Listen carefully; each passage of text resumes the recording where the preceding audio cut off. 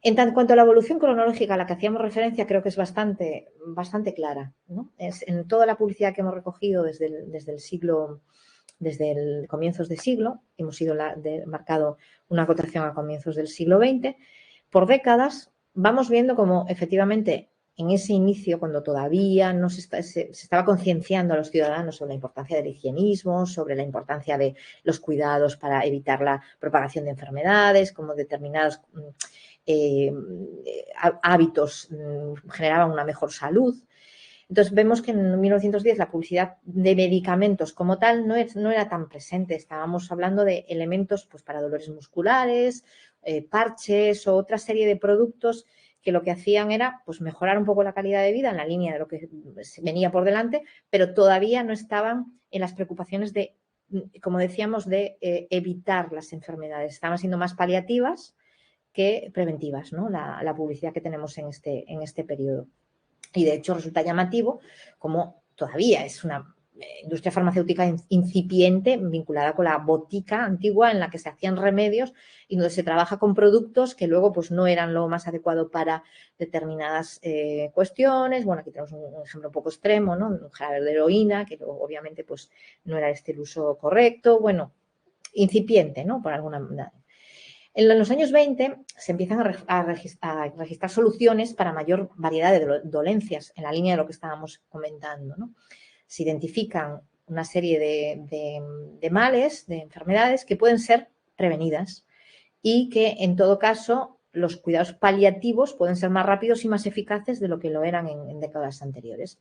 Entonces, pues, se habla de cómo detectar un determinado dolor en el pecho, pues puede ser paliado y puedes tener medicamentos que eviten que vaya más, o cómo debes pues, alimentar más adecuadamente a los niños para que su evolución futura pues, no desarrollen enfermedades o problemas, o incluso pues, grajeas y productos que garantizan pues, un mejor funcionamiento del cuerpo humano y que por lo tanto se evitan esas enfermedades. Llegado a los 30 tenemos el impasse de la guerra civil, donde sí que contamos con bastante publicidad, no de medicamentos, sino de indicaciones de salud para la ciudadanía, los soldados en general. Encontramos bastantes mensajes vinculados con la conservación de la limpieza y de la salud para evitar la propagación de enfermedades, incluso hay carteles para evitar la propagación de ETS. Bueno, hay bastantes acciones de ese tipo, pero no de medicamentos. En los años 40, como comentábamos, están las enfermedades de posguerra, están las enfermedades derivadas de una ciudadanía mal alimentada, con escasos recursos y arrastrando pues, las consecuencias del periodo de guerras. Entonces, pues a ello añadimos además un tipo de mensajes muy limitados y muy condicionados por la dictadura, ¿no?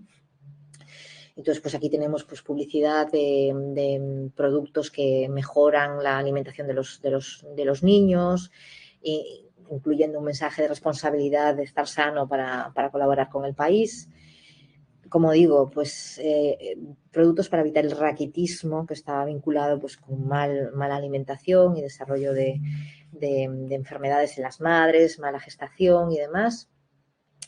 Y luego, bueno, pues ya los medicamentos que mejoran funciones hepáticas y otra serie de problemas arrastrados de esa. O, por ejemplo, dermatosis, vinculada también con esos problemas. Bueno, mucha publicidad vinculada con el cuidado de los niños, la mejora de su alimentación. Y, claro, en distintos formatos. Estamos trabajando, como decía, sobre publicidad impresa, publicidad en cartelería, pero también en otros soportes que sería objeto de otro trabajo, pero también es muy llamativo como la publicidad farmacéutica dentro de ese reconocimiento que tenían de la necesidad de la publicidad en las industrias farmacéuticas y en las boticas y en las farmacias, pues una de las cosas que hacen es diversificar soportes y hacer material promocional, hacer merchandising, bueno, lo que ahora llamamos merchandising. Y aquí, pues, por ejemplo, tenemos un calendario que se repartía a los clientes, ¿no? En los años 50, con la, digamos, mejora de la calidad, la ligera mejora de la calidad de vida de los españoles después de la posguerra, podemos decir que aparecen nuevos males. ¿A qué nos referimos con nuevos males? Pues a que la mejora de la alimentación finalmente conllevó pues, que fueran necesarios productos para la digestión o productos para mejorar la alimentación de los niños en el lado contrario, para que tengan mejores digestiones. Sigue sin estar muy regulado determinado uso de productos médicos, que ahora resultaría muy poco común que se recetaran para menores, pero que en aquella época se utilizaban para menores.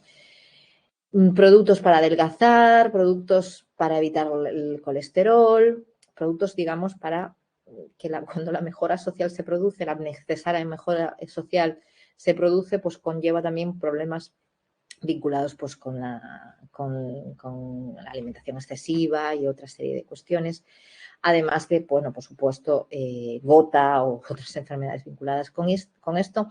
Y vemos un poquito de I+D, vemos como los productos que se publicitan ya no son solo los remedios más básicos, sino que ofrecen otra serie de medicamentos y complementos para la salud que conllevan esa mejora de la que ya estaba empezando antes de la guerra, de contar con un botiquín doméstico, de contar con material doméstico para evitar pues, accidentes, para evitar enfermedades y ser preventivo, ¿no?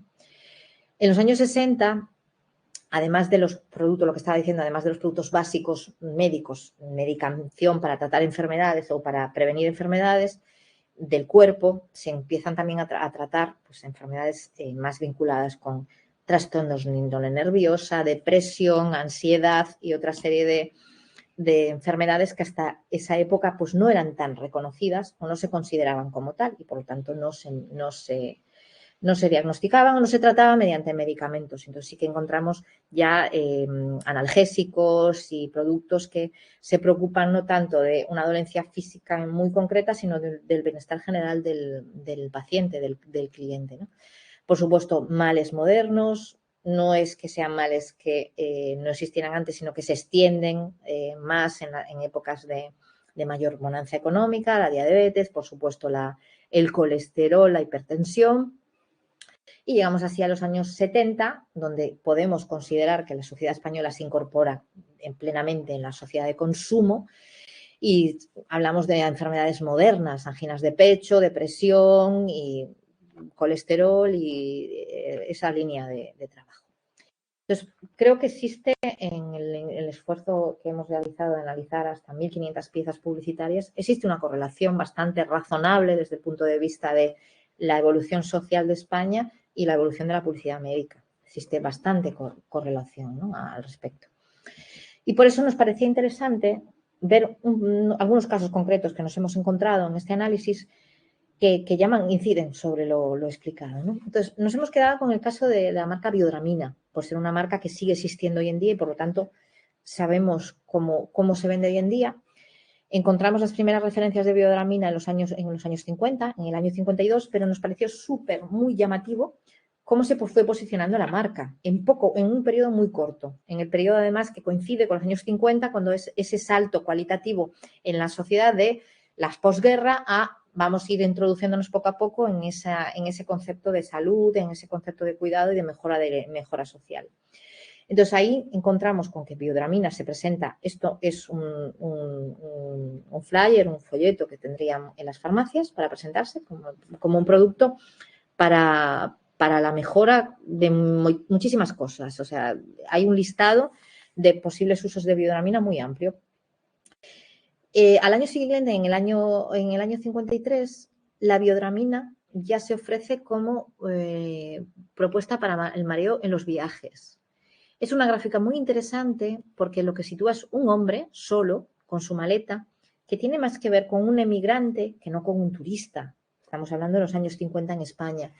Y que se presenta pues, varias opciones de cómo se mueve esa persona por el mundo y cómo puede evitar que ese viaje que se augura largo pues no le suponga un inconveniente. Ahí Biodramina es la primera vez que se presenta como esa pastilla para evitar los mareos en los viajes. Sin embargo, esto contrasta con la imagen que teníamos, con la que se quiso lanzar en ese folleto de multiplicidad de usos y en esta pieza. Porque Biodramina se presentaba como un medicamento que mejoraba el posoperatorio si se consumía durante las intervenciones quirúrgicas, algo que no sé muy bien médicamente si es muy correcto, pero sí fue como se lanzó el medicamento inicialmente. probablemente haya habido algún tipo de indicación médica de que no era el uso correcto y encontraron esa vía de reposicionamiento en el anuncio que estaba indicando antes de viajes. Pero hay un salto cualitativo enorme en solo 5 años, donde la biodramina pasa de ser esa medicación para ese hombre individual que parece que tiene más vinculación con la inmigración que no con los viajes de placer, y aparecen los viajes de placer. Estamos hablando del año 58, cuando se presenta como quitar mareos en un viaje pues, más exótico, más distinto. De hecho, precisamente al año siguiente cambian el formato del producto y pasa de las grajeas presentadas en una caja a botes más manejables, más fáciles de llevar probablemente en un viaje, con lo cual hay una investigación de marketing de alguna manera, hay algún tipo de evolución de marketing por parte de esta marca al respecto. Se estaba posicionando como un producto para viajes y utiliza un formato más vinculado con viajes. Y efectivamente, en los años 60, pues ahí tenemos al viajero. En este caso no lleva maleta, lleva cámara de fotos. O sea, el viajero turista que puede utilizar distintos medios de comunicación porque mejoran las comunicaciones en el país y que por lo tanto puede desplazarse a otros sitios y que con la biodramina pues no tendría problemas para el mareo. Otro salto importantísimo, y a finales de los años 60, biodramina se presenta en formato infantil, que creo que muchas generaciones como la mía es el que recordamos. Cuando éramos niños, pues ya por sistema, si tenías que subirte a un coche, te daban la biodramina para evitar los mareos, ¿no?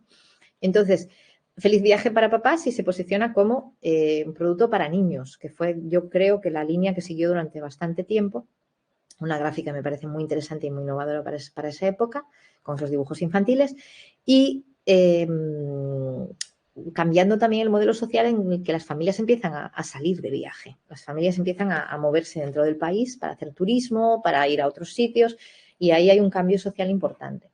En los años 70 ya es biodramina los viajes y ya volvemos al mensaje de que exótico, de que puedes ir a donde quieras con la biodramina, a través del personaje del muñeco con la cámara de fotos. Y ya terminando los años 60 con una gráfica que también me parece muy interesante de los niños viajando en el formato que sea necesario porque se viaja mucho, ¿no? Ese creo que es un caso muy, muy llamativo y también lo es desde el punto de vista gráfico del producto Uraseptine, que es un producto para que se posicionaba en los años, en el año 49, como un producto para el ácido úrico.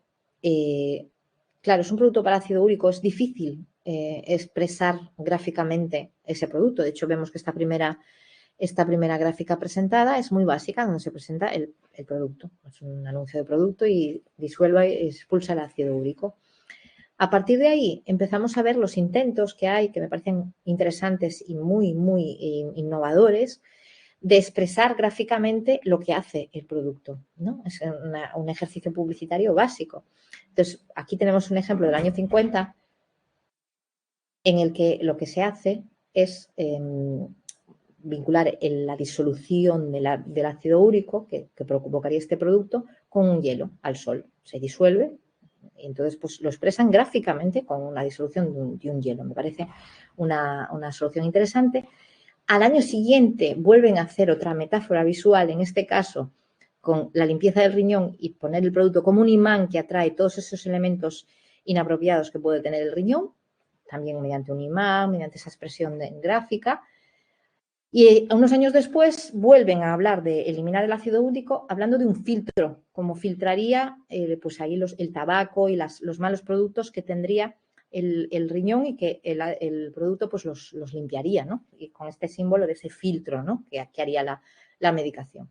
Y en los años 60 incluso llegar a hacer esta gráfica donde expulsa el ácido úrico y hay un fontanero limpiando las cañerías del riñón para expresar esa cuestión. Creo que son ejemplos, por una parte, biodramina de cómo evoluciona socialmente y por otra parte, uracettina de cómo evoluciona la comprensión por parte de los consumidores, los clientes y la ciudadanía española para conseguir que la narrativa publicitaria evolucione paralelamente a la evolución del consumo que realizan esos ciudadanos de consumo publicitario.